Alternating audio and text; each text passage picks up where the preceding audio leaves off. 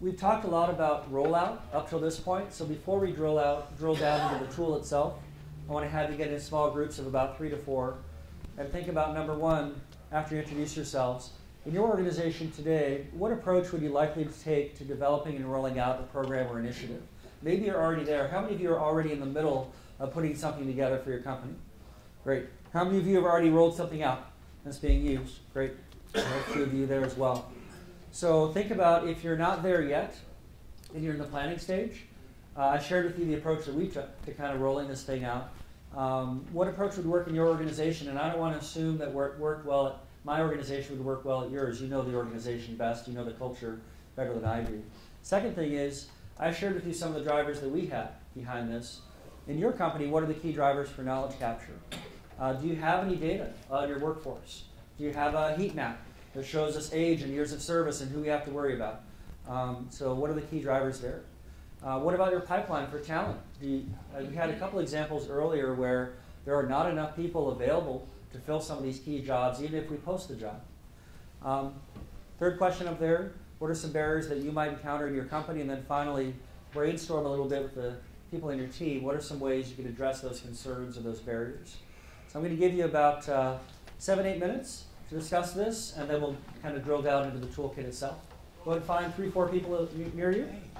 So hopefully you had a chance to get to know the people around you and talk a little bit about this.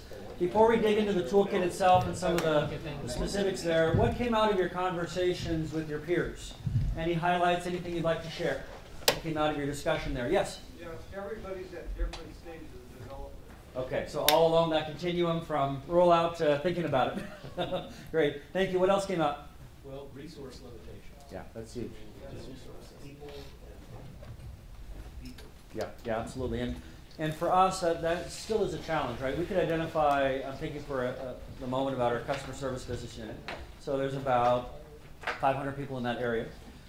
So they do not just the call center, which has maybe 130, 140, but also other customer programs, et cetera, et cetera. So we have a hit list of probably 30 positions that we need to look at there. It's a lot of work. So we're working now on kind of developing the skill with others in that local business unit to help us do this, because we can't do it alone. We have my colleague, Juliet, she's a learning and development specialist working on this. We have a business partner also focused on this. But this is one of many, many different things that they're doing, right? It's not as if it's their full-time job. So it really is critical that we train up other people. We teach them to fish so that we're not the only ones using this tool, right? That helps us with that resource constraint, which I know is a huge challenge for every company probably here. What else came out of your conversation? Yeah, so interesting. There's 3 people here from East Bay Live, and none of us knew what the other person was really doing 100%. Oh, interesting. So there's a benefit just to the networking then, yeah, absolutely. What else came out? We have people here who are brand new, people who are interning, people who are getting ready to take their knowledge with them. So we had a whole group of people who came in at different areas and wanted information. Great. It kind of illustrates the challenge that companies have, right? So you have this expertise living in so many different parts of the organization. And again, you can't just think about this in terms of when they have one foot out the door and we know they're going to retire this year. It's really much earlier than that. How do we get ahead of this, right?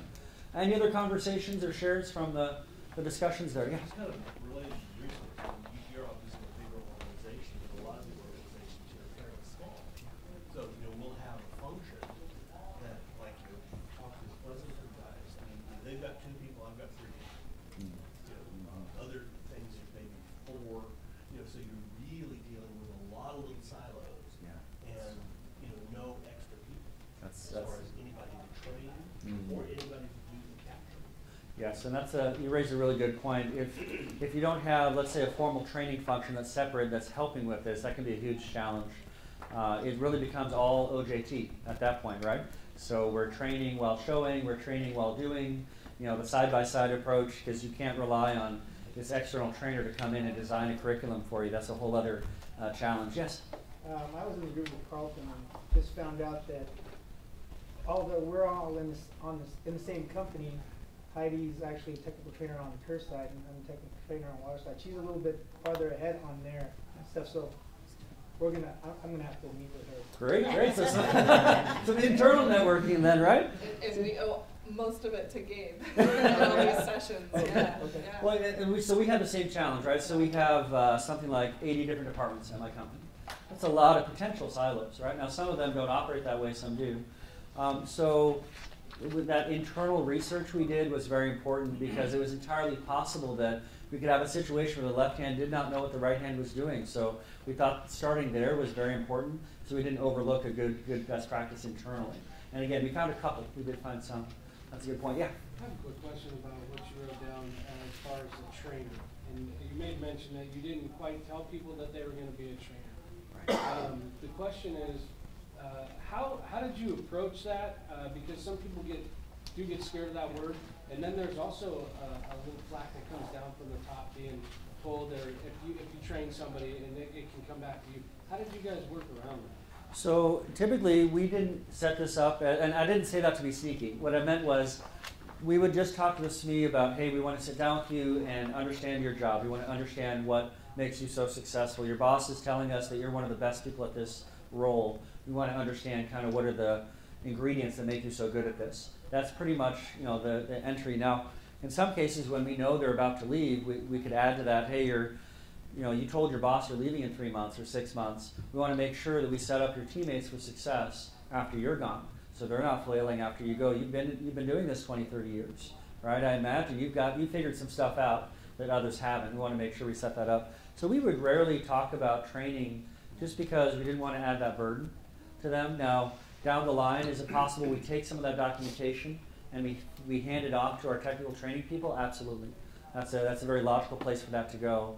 But we didn't want to freak them out by saying, okay, by the way, as part of this process, you're going to be training everyone in your department on that. That's too much of a burden, and it's going to scare people away, right? So does that help a little bit? Yes. It was just about, we want to talk.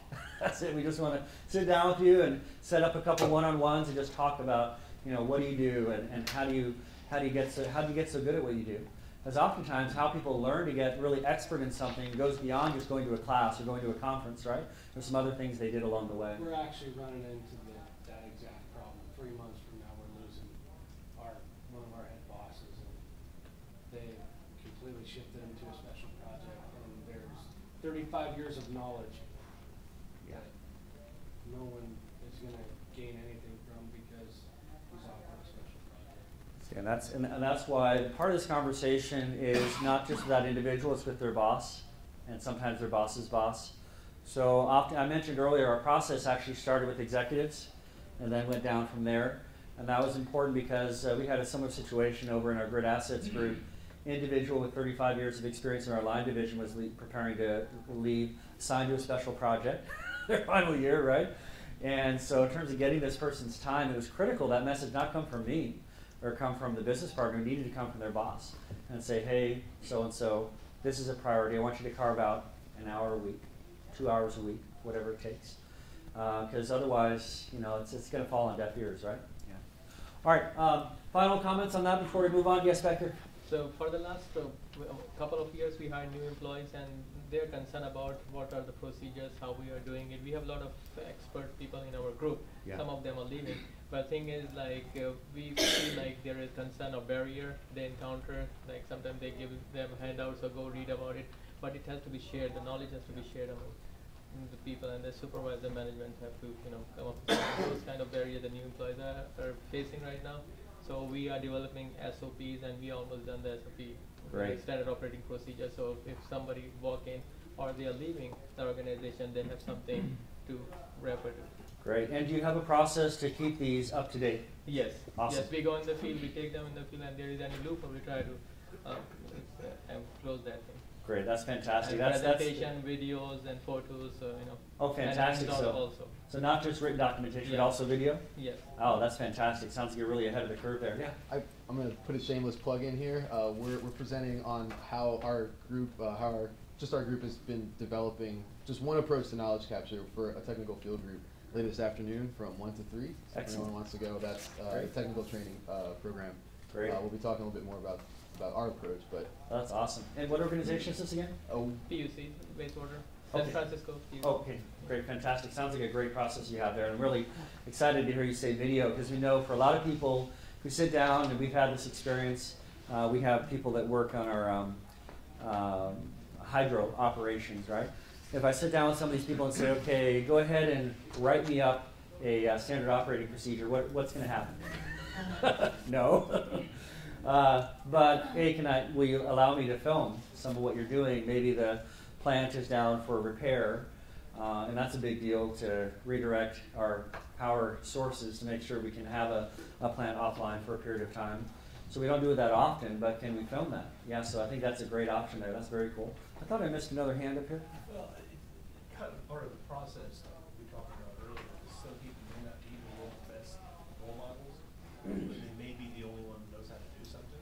Yeah. So how do you filter what you need from what you don't? So I think that's a really interesting question. Because we have kind of a two-pronged approach, usually we're relying on that supervisor or manager to say, okay, point us to who you want us to talk to. There could be 4 or 5 people who do that, but we want to go to the person that really is kind of that role model for how to perform the task. When people show up in the class, kind of the bottom-up approach, it's open-ended. It could be anyone, including people that the supervisor might be nervous about sharing what they've got. We tell them, look, the plan you come up with today is a first draft. It has to be signed off on by your boss before it's kind of official. So we add a check and a balance there, so it's not just that individual showing up. And it could be that out of the 10 things they came up with, 6 or 7 of them are fantastic and the supervisor would love to share that. But it could be a couple of things they'd rather not. So that's why we tell them there's a piece of our process where there's an actual sign-off by their boss. And that's an important element, we think, to make sure it's vetted at some point. I want us to continue forward and get into the toolkit itself. I know we've talked a lot about process and the overall strategy. So for those of you who like to roll up your sleeves and get into the detail, you'll be very excited to know that's where we're going next. I didn't actually build in an official break. We're only together a couple hours, but we're all adults here. Feel free to take a break if you need one. All right, so we're going to move on. Talk next. So we can always learn what not to do from Dilbert. I've been asked to quantify the benefits of our knowledge management systems. I measured our intern's head to see if it got bigger. A higher drag coefficient means we lost a little in the sandwich fetching department. So, again, what not to do. All right, so step 1. I mentioned in our toolkit, we're telling folks, look, we're going to work with you to identify, of all the people in your area, where do we begin? So we call it the knowledge loss risk assessment. So if there's 10 people in your group, if there's 20 people in your group, where do we begin? It can be a little bit overwhelming at first, thinking about, man, I've got so many subject matter experts, I'm not sure where to start. So this first step in our process is to really kind of narrow that down, that focus a little bit, to just those key individuals. This is typically completed by management, and so this is a step that we skip in the workshop when we have the subject matter expert or SME show up. We say, this isn't relevant to you, but if you're a supervisor here, we want you to take the time to go through this step. So I'll go ahead and show you what we do there. We apply 3 ratings. Number 1 is a position risk rating, and we're really asking the question, how critical, how unique is the know-how that individual has? And so we actually have them in our template list out the individuals that might be candidates. And we say might be because we have some jobs that are kind of obviously not candidates. I'll give you a couple examples of that. We have about 130 or so customer service reps. They go through, I think it's a 5 or 6 week in-depth training. Every single thing they do is documented. There's a script, there's a checklist, there's training, there's a searchable knowledge base for any question they might have along the way. I mean, it's super documented. So we can take someone from the outside and within that 5-6 week period, get them fully ready to hit the floor of our contact center. So that's an area that is not necessarily a good candidate for knowledge capture, right? Number 1, we have 130 of them doing that. All right, and number 2, we have tons of documentation, tons of training, and it's always being refreshed to make sure we can take someone off the street and get them up to speed in about that 5 or 6 week period, including some OJT and shadowing and call monitoring, all that good stuff. So we say kind of set aside those types of jobs. In some areas, you'll have an entry-level admin role that is just that, just kind of doing the standard stuff that you would expect an admin to do. We always caution the supervisor, though, when they get to this step, if you have an admin, though, who is using a proprietary database, some special report or special process that no other department has, we want you to put your name up here to go through this process. Because what we find from time to time is someone along the way developed an access database that nobody else has, and no one else knows how to use. And this is the only person in the group who knows how to get the reports out of it, that end up going to management. Has anyone seen this happen? Right? Where it's kind of a homegrown thing that they came up with, and everyone relies on that one admin to get it. And so that's a real potential weak point in terms of needing that tacit know-how. So we have had some, we call them office techs or management analysts, these kind of admin type jobs, and we have had a few go through this process because it was just that scenario. There was something unique about a process they owned or a database they were using that no one else in our organization was using. So we have some exceptions like that. Normally we're looking at specialist individual contributors as good candidates on this list. Always supervisors show up on this list when we're talking to managers, and oftentimes we're going to walk them through this process. There's only two things we have them consider. Number one, position risk. How critical, how unique is the know-how for that job that individual has? We're not looking at it by job classification. There could be 4 or 5 people who do that job, but they do it in very different ways. And out of those 4 or 5, there's only one that you would give a 5 in terms of a high position risk because they're really your go-to person, right? They're doing it better than anyone else. They're doing it faster than anyone else. Everybody else with that same job classification is going to them looking for help with questions, right? So if you have kind of a lead or a real specialist among the people that share that job classification, we tend to see 4s and 5s on that first rating based on just how critical that individual's know-how is. Second thing we look at is departure risk. And this is just based on, is it a near-term concern, medium-term, or long-term? So it's going to be a low rating if you're looking at it and saying, look, they're probably not going to retire or leave in the foreseeable future. I have no inkling that that's going to happen. A 4 or 5 on this rating is someone who could leave tomorrow. They could leave, within a matter of months. So if it's very short-term in terms of the likelihood of them leaving, we usually give those 4s and 5s. Every now and then we'll have someone say, look, boss, I'm retiring in 6 months. That's awesome. We love that kind of early notice because then we can actually walk them through the whole process as we'd like to, but we don't always have that luxury. Any of you have people that vacation out much earlier than their official retirement date because they've been stockpiling gobs and gobs of vacation time, right? So we could have a retirement date that's 4 months out, but we've only got them for another month or 2, right? Because they've been stockpiling. So good for them, right? They've earned it. But it puts us in a little bit of a bind because we oftentimes have to take shortcuts that we otherwise would not like to. When we find ourselves in that position, we go straight to the interview guide. When we have a matter of weeks, we don't go through all the steps. We kind of take a little shortcut and say we need to sit down with this person for at least a couple hours and get through about 8 to 10 questions that we like to ask these people. If we have more time to work with, great, we're going to run them through the whole process like we'd like to. So position risk, how critical, how unique is that individual's know-how? Second question, departure risk, is this an immediate term risk? That's a 4 or 5. Long term, I'm not worried about them. Maybe it's a couple years out. That could be a 3, right? And if you have no concerns about them leaving, by the way, what are some different types of departure we need to concern ourselves with other than just the obvious one, which is retirement? What else, what other kinds of departure are we looking at? Promotion. Promotion is a big one, right? So they're next in line, and by the way, there's a position open, and by the way, we know they've applied. Woo! That's a 5 in terms of departure risk. What's another reason they might leave that job? Leave of absence. Leave of absence. What else? Education. Medical. Medical, sure. What else? Pension reform. Yeah, they're incentivized to leave a little bit earlier. What about transfer?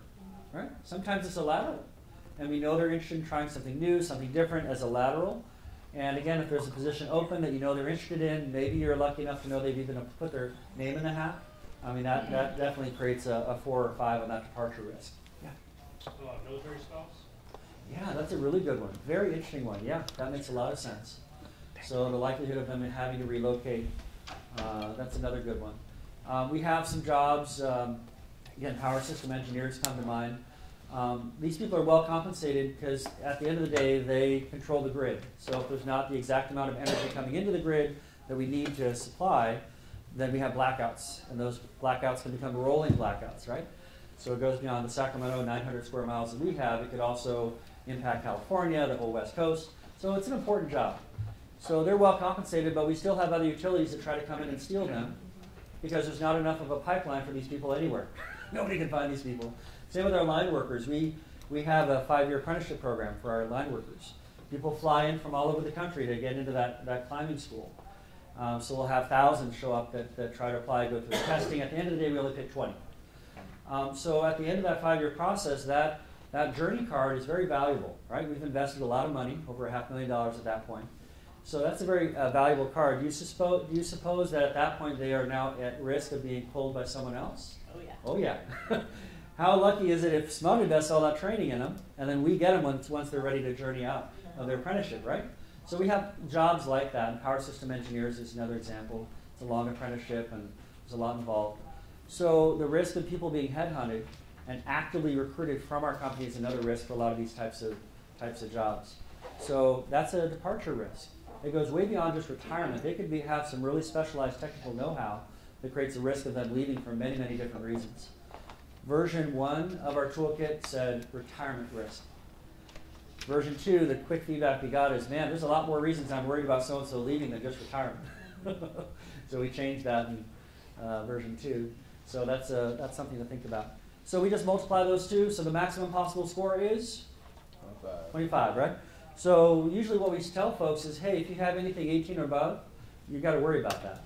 Now part of it depends on the group. If your average rating is, let's say, 15, and you have some 18s, 19s, that's a little bit higher than average. So we kind of say it's a relative score. Maybe you have a lot that are high. Fine, worry about your 24 and above. You have a lot that are high. So it's a little bit of a relative rating. Let me stop here. What questions do you have about this first question of thinking about who do we focus on for this process? Questions on that?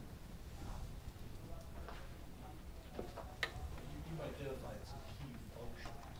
So, like power engineering, it's almost like whatever the individual circumstances are, going to at least address that program, right? Yes, there are some critical classifications that we need to worry ourselves about, regardless of who the individual is. Good. I mean, you still Yeah, and that's one reason that we actually created an entire training group just to focus on that area, because we knew the pipeline wasn't big enough, especially Sac State or any other power engineering program. So we needed to develop something in-house to get people skilled up, so we wouldn't have to rely on this pipeline from some of the formal programs. So yeah, you're right. It does go beyond just the individual. I want to give you an example of what we're talking about. So one organization that we walked through this process is called, or one position was called Principal Energy Trading Specialist. Now what's interesting about this one, when it came to us, it came via this person's boss. And one of the first questions we asked is, well, how many people have this job title? Kind of what's the pool of incumbents? Oh, there's several. We probably have 10, 15 people with this job title. Okay. Well, what makes this person unique? Well, they don't do what the others do. Oh, interesting. Anyone have that situation? Right? Lots of people have the job title, but there's one or two that when you look at what they actually do day to day is totally different from their peers. This is one of those kind of odd ducks. So there's a number of these journey level, but there's one principal. So that was interesting. He's retiring in 4 to 6 months. So in terms of our departure risk, is this high, medium, or low? High, right? That's a 5. That's a 5. He's the sole responsibility for managing process to pay royalties, taxes, collect revenue on our 25% ownership stake in a natural gas reserve in New Mexico. There's a straight-up underground, thousands of feet below ground, trapped natural gas that we own, 25% of that. So it's very complicated because you have all these different stakeholders involved. The taxes are always changing. The revenues are always changing. So we can be cutting checks for hundreds of thousands of dollars to various entities. We could also be getting revenue from this as we sell and use that natural gas. So this, at the end of the day, is a physical hedge against a very volatile gas market. So very specialized know-how. He was not only doing that, he was also a programmer who had programmed using SQL a unique database that no one else has, and that's to track and manage this asset. So there's literally no one else there, and when we talk to the regulators about the work that this person does, they say, well, you know what, you have the most complicated asset of this type in the country that we're regulating. Well, that's interesting. That's probably why we had to develop our own software to track the thing. It's kind of a complicated asset. So, scale of 1 to 5, how would you rate position criticality? 5, yeah. There's no one else doing exactly what this person does, even though we have other people with the same job title, right? And then departure risk, again, is a 5, right? So 5 times 5 gives us a 25, bing, bing, bing. This is a big glowing red light around this one saying, man, we've got to do something now. Now, this person's boss's boss recognized this was a need and came to the business partner, and then I got involved to work with that business partner on the process. So that's an example of what we're talking about. All right, so here's what I want you to do. I'm going to have you come back to your same small groups, same original groups. I'm going to have you think about, in your company, what would make a position high risk for knowledge loss? So think about your environment. What are the greatest departure risks to think about? Now, maybe you've got jobs where retirement is the #1 risk, but maybe you have others where headhunting or quitting or voluntary turnover, other things might be a factor. And then finally, what else would you want to consider? Maybe you're not satisfied just looking at those 2 factors of position risk and departure risk. Maybe there's a third or a fourth thing that you would want to consider in your organization that we haven't talked about yet. So I'm going to give you some time here. Let's go with about 7-8 minutes to discuss, and we'll hear what you come up with. All right. So I'd like to ask you, what are some other factors you might want to consider? Yes? We have guys, I think 6 key people that I can think of in our city before the contract negotiations. Okay. Because they want to go with the benefits they have now. Ah, okay. Because they know it's coming down the line. Yes. So they know the contract's going to change. Maybe it won't be favorable, so that could kind of push them out. And these guys with 30-plus years experience in all divisions areas. So I think you raised a really good factor there that could be specific to your organization or other companies that are doing this. Yeah, contract negotiations. What are the implications of that? Could that accelerate people leaving the organization? That's a really good point. Yeah. Yeah. Where it's like, Yeah. screw your succession. Right. I'll be back in 2 weeks. Yeah, very good point. So in terms of their motivation to participate, that could really put that in the tank. What else? Yeah. Incoming staff, their training and their ability to grasp the knowledge quickly. Yes, and I think someone else mentioned earlier the new folks are hungry for it, right? Show me the SOP, right? So we got to be in a position to say, well, we don't really have one, or yeah, here it is. Go so, to that person and he will show you how to do it. Right. And again, if it's always that folklore, if it's always that oral tradition, that's a problem, right? So that's great. You've got your arms around the SOPs. Yeah. Moving within the company, like going from one department to another, sometimes unexpectedly. Yeah, absolutely. We don't always know when that's coming, right? So that's a real challenge for us in terms of planning and getting ahead of that. Any other factors that came up in your conversations? Yeah. We have a situation where there's commotion, so there's chances of people leaving, and they're like valuable. Yeah. So not by choice, not by their choice, but like since there's so much commotion there, Yeah. they're like, I'm out, I'm gonna bounce, All right. and they're gonna go somewhere, but it's gonna be a hardship on the district if they were to leave.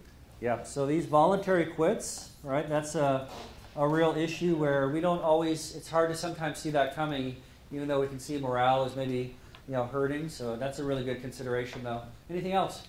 Yeah, one of our groups is from San Jose, and when they had the Prop B cutback of 10% of all wages, that instituted a huge migration out of the San Jose area. So legislatively, there could be some factors that would cause a migration of knowledge. Absolutely. So anytime we mess with people's pay or benefits, right, that could really create a tsunami effect. That's a very good point. What else? Another one is change. Mm-hmm. Just like organizational change? Exactly. Yep.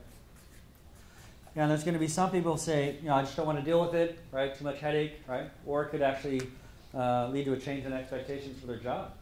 Absolutely. Do we miss any that came out of your conversation? So if 2 people are working on the same classification and one is working, like different job or different project, the other people who have been there for a long time, they don't want to cooperate, they don't want to, do this transition in another project. So Okay. how would we handle that? Right, yeah, that's a real challenge. That could create some kind of internal equity issues as well, right? Why would they get the opportunity and not me? Yeah, absolutely. So I hope this got us thinking a little bit about these departure risks, which positions are most critical, which factors you might want to consider there. Again, we tried to keep this initial pass or this initial prioritization step somewhat simple.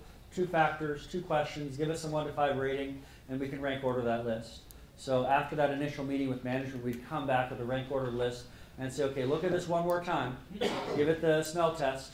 Does this look right to you, right? Because every now and then you get a funky rating which they say, no, I didn't mean to do that. right? So kind of a final validation step. What not to do from Dilbert. Who wants to share knowledge with me via our new intranet collaboration software? You don't have any knowledge to share. Ouch. Hurts because it's true. He says, I'm hoarding my knowledge in case I ever need it. All right. So then it kind of begs the question, what knowledge to capture? For those in these critical roles, should we try to capture everything? No. That's really a wasted effort, right? We want to really focus on what's the most critical information we want to capture. So step 2 in our process, we identify of all the things that this person knows and does, whether it's processes, whether it's reports, other things, what's most at risk. So we have a couple of different ways we do this. One is just the subject matter expert in the room. We go through this assessment in step 2. The other way we've done it is with the subject matter expert and their boss. And then a third way, which isn't up there, is the SME, their boss, and their peers. So option number 1, SME only, kind of thinking about, give us that brain dump, all the different processes you own, all the different tasks you do, reports you create, any of that stuff. And then kind of think about, of those things, what's most critical. If you only have the SME in the room, what's a possible, what's a plus and what's a minus to that? What are some advantages to having just the SME in the room? You'll probably get a little bit more forthcoming, right, assessment of what they do and some of what they think is important. Yeah, absolutely. If my boss is in the room, or my boss and the peers, could that maybe stifle things, right? Maybe they're not going to be as open with us. That could definitely be a risk. Any other advantages to just having the SME there? Maybe all those other people aren't available, right? Absolutely. What's a disadvantage, though, to just you talking to the SME to get this risk rating? You got to get one point of view. Yeah, absolutely. And is it possible that they might underestimate some of this stuff? Yeah, they very well could. So typically what happens is when we have the supervisor in the room, which doesn't always happen, sometimes it works out, or the peers as well, we get this interesting kind of validation of their initial ratings. So it's easy for the subject matter expert to assume, and we've seen this, oh, you guys know that. And then the peers or the boss could say, actually, we don't. Or that's why we're always going to you for help on this. Or, you know what, we kind of know this much, but really you know that much. So that's why you're really the SME there. So it's very easy for them to underestimate just how critical a lot of that know-how is that they have, or how widely known it is. So that's easily can happen. Again, we've done it all 3 ways. Sometimes if we're really under a time crunch, it'll just be us interviewing the SME for this step. It's nice if you can get other perspectives. At the end of the day, this always goes to the supervisor for a final review. So they'll look it over, and if they're concerned that something might be missing, we can come back to the SME and say, hey, what about X, Y, Z? So we do 3 ratings. So let's say that they had a few different things on their list.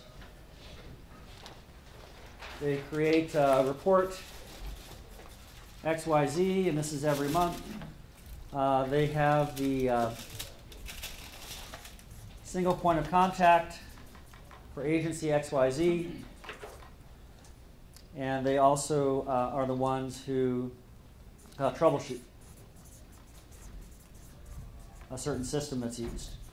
So we're kind of doing this initial brain dump. Tell me about all the stuff you do, all the areas that you have some expertise in. And you can focus this a little bit. It doesn't have to be everything. It could be, tell us about the areas that you have, that you own, items you own, or processes you own, or areas where really you have expertise that maybe others don't. So we tend to start off pretty open-ended, though. We try to just capture everything on this first column, and then we go back and do the ratings. So we get a little bit of a flow going. Tell me more about this report. What other reports do you write? Tell me about processes you're involved with. Tell me, are there any other processes that you touch? What about relationships? Are there any other relationships that you manage or the single point of contact? What about technology you use? Tell us about the technology you use. So we kind of go through all those different buckets of processes, reports you produce, work product you produce, systems you touch, all of that. Get all of that out, and this can be a very long list. Sometimes we'll have 30, 40 items on this list, depending on the individual. Maybe they're responsible for staying up to date on certain rules or regulations or standards. So we kind of do this initial brain dump. Do you start with like the job description or something? Sometimes we do, but I'll tell you more often than not we don't. Why not start with the job description? I'm not saying you shouldn't ever do that. You could kind of run the risk of narrowing the focus of what the actual job is. I mean, so many of us, I think, work outside of our job description that you could lose a lot of important tasks that actually are covered, but not in the description. Anyone here working with a little bit out-of-date job descriptions? Right? Okay, so we have that challenge as well. I think I mentioned earlier, we only have 750 to keep up to date. So these are at various stages of up-to-datedness, if that's a word. So that's one challenge. The other one is we don't want to prematurely rule out some things. We want them to think big about, tell us about things they're currently working on or recently have been working on. And oftentimes what happens is the work goes well beyond the job description. I think that's a good point you brought up. Not that it's a bad thing to have. Sometimes I'll have it with me just to ask follow-up questions. Yeah. Absolutely. No, nothing wrong with having that there as the interviewer as a resource. So if they don't bring something up, we can use that to prompt it. Absolutely. So let's say they've got a few things on their initial list or brain dump, we call it. We want to ask 3 questions for each individual item. Number 1, how important is it? What's the effect of knowing that thing or being good at it? Number 2, how rare is it? Are there other people out there that do this or have this particular skill? And then finally, do we have any documentation? We call it recovery difficulty, meaning if there's nothing written down today, that's a high level of difficulty to recover that. If you got oodles of documentation and SOPs and checklists, that would get a low rating on documentation. Rarity, it's super rare, that gives it a high rating. Low rarity meaning we have other people here that can do that or know that. I would give it a low rating of a 1 or a 2 maybe.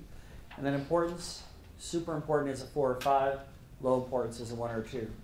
So let's take this report XYZ that they run once a month. So the question I would want to ask is, okay, well, how is it used? Who looks at this report? Well, my colleague in my department looks at it. Anyone else? No, just this one person. Okay. How do they use it? Well, it's one factor of about 5 things they consider when doing Uppy Squatch. How are we doing on importance? What rating would you give that? Low. I'd probably give it a 1 or a 2. First of all, it's only being used by 1 or 2 people. Number 2, the decisions it's being used to make are not super big decisions. It's not going up to management or their boss's boss. So if the visibility of the data is low and it's not being used by a lot of people, we give that a low rating on importance. Now for this individual, they may love it, it may be their baby, but you have to be kind of brutal when you put these ratings together. So if they push back, at the end of the day, you might have to give some coaching about here's how we're using this scale. Let's go back to our example of the gas pipeline or the ROSA gas process owner. He was our energy trading specialist, remember him? So he was creating reports which would determine how much money we owe the state of New Mexico in taxes on that asset. How important is that? Pretty high. That's a 5. If we fall behind on our taxes, what happens? They take it. They can take away the asset, right? But they can charge all these penalties, right? And if we owed $500,000 in taxes and we didn't pay all of it or we were late, that's a problem. So pretty much everything he did got a 4 or 5. Because it either meant, man, we're losing revenue in the millions, or we're not keeping up with taxes or royalties owed to other stakeholders, etc. This person is maybe a single point of contact for the Department of Interior for maybe something in our Upper American River project. So they're kind of the owner of this relationship, let's say. How important is that? Super important, right? They are the go-to person for this relationship with Department of Forestry, Department of Interior, whoever it is. So that could easily be a 4 or 5 if really no one else has that relationship. So sometimes it goes beyond just the job. It's actually there's a human factor. And then you have something like troubleshooting the system. If this is a system that if it breaks, suddenly other systems start failing, how are we doing on importance? That's a 4 or 5, right? So we look at interconnectedness of systems and the task. If this task, if I fail at it, if the only people who feel that pain are me and a few people, that's a 1 or a 2. If I fail at it and suddenly we can't use our outage management system, which our customers see when there's an outage, that's a big problem. That's a 4 or 5, because now 1.4 million people don't have accurate information about energy outages. So we want to consider that. We take things like customer service rep. What's the rarity on most of those tasks? Low, because we have 130 people doing it. Take that gas pipeline process owner. He was the one individual with that responsibility. Rarity on everything he did was a 4 or 5.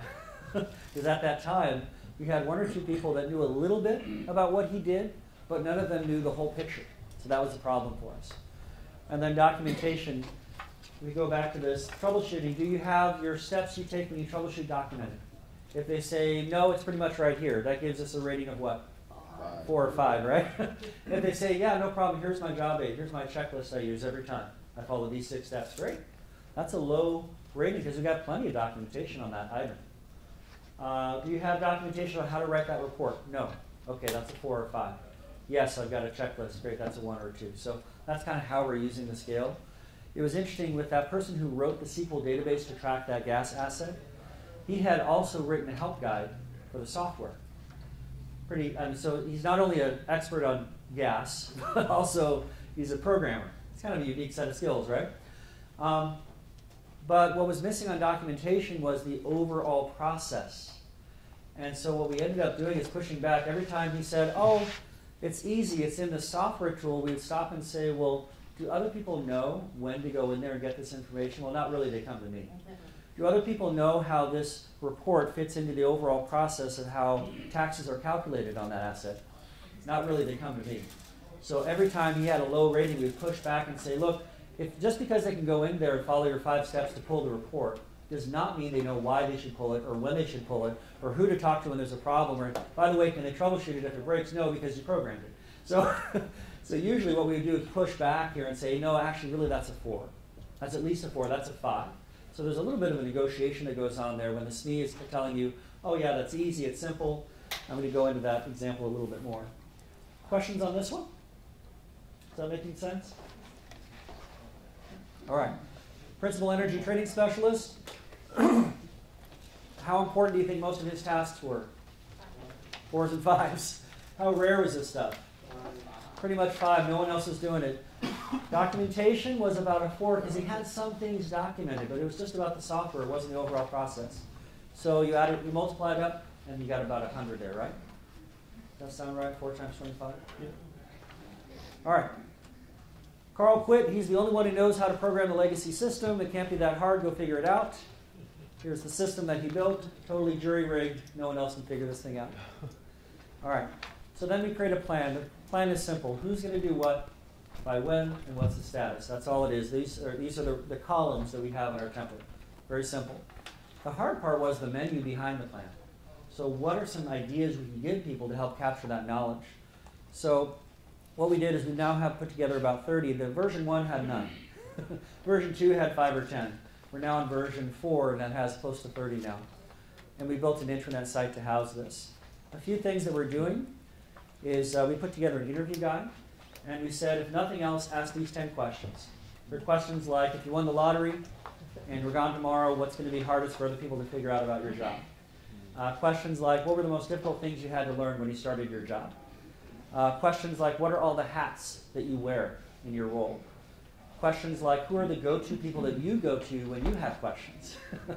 Another question is, what are the questions people are always bugging you with in your work group? So we have about 10 of those that we say, look, if nothing else, we need to get these 10 questions. We then have some more focused interview questions there that drill down into, if you manage contracts, we want to know about that process. If you manage vendors, you want to know about the process to manage those vendors. If you manage projects, tell us about the projects you manage in a little bit more detail. So that really helps us with probing a little bit about what they know. And what we find is for a lot of these subject matter experts, all this information up here, we can document it if we ask the right question. So we call it a menu for a reason. Oftentimes before that meeting happens, we'll go to their boss and say, of these 30, 40 questions, what are the 10 you want us to ask? That's always interesting. And then sometimes before the meeting, oftentimes we'll even go to the SME and say, look, we're going to meet next Wednesday. Take a look at this menu. What questions do you think we should ask you? Sometimes you find alignment between the supervisor and the SME, sometimes you don't. And then we have our core 10 that we always ask. So at the end of the day, you don't have to ask all of them, but ask maybe 10 that are really going to be valuable for that individual. We have some questions in there on how do you troubleshoot bulk electric systems. That's a question that's a SMUD-specific question. Not every company is going to use it, but it's important for people who do that task. So some of these are very technical. A lot of these are kind of general. Documentation, standard operating procedures.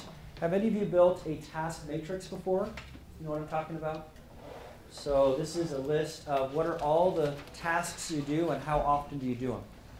So you list out the tasks here, and then we have a column that says these are things that I do daily, these are things I do monthly, these are things I do yearly, and then we have another column for as needed or infrequently. Sometimes we have processes that happen once every 5 years. So you have a column for those oddball things as well. So you try to capture that, and all you do is you put an X in the right column. So at a glance, as someone coming into that role, I want to know what should I be paying attention to every day, every week, every month. We have a nice little matrix we can give them. So we try to make that easy. We built out that template, and then they can download it and use it. I'm going to give you my 2 cents on job shadowing. I've only got a couple minutes left before we take our little break before the next session. How many of you have gone through a job shadowing process of some kind? Have you done that?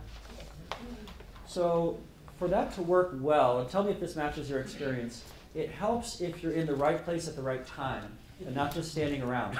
Right? So you don't want to just keep the seat warm, right? It can be a very boring process. So what we did is we built a 2-page job aid that says, number 1, assess the skills this person needs to learn. If I'm already expert in 5 out of 10 things, I don't need to watch all of them. Number 2, we want to know when is that subject matter expert going to be demonstrating the skills that I need to learn. So in a 40-hour work week, maybe 2 of these things are happening on Friday. Great.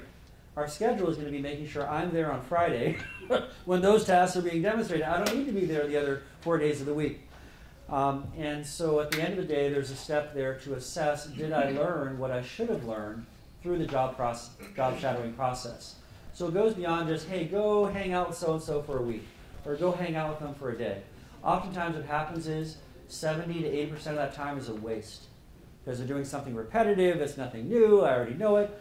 So we really want to make it targeted to just what they need to learn. Okay, so give some thought to kind of targeting your job shadowing.